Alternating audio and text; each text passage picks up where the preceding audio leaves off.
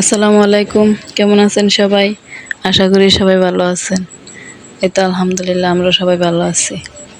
এই তো এটা হচ্ছে আমাদের বাসার পিছনে। কত সুন্দর একটা দৃশ্য, তাই না? এই জায়গাটা কার কার পছন্দ কমেন্টে জানাবেন।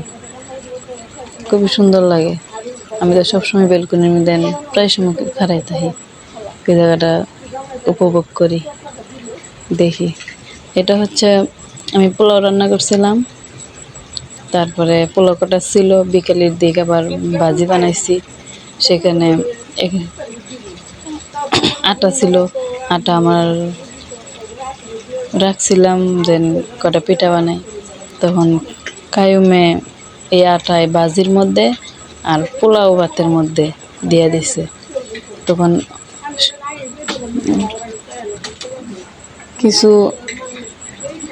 সবগুলা তুলছি আটাগুলা, আর এই যে আটা মিশাইয়া পোলাও ভাত আর ভাজি মিশাইয়া এই যে একটা বানাইছি,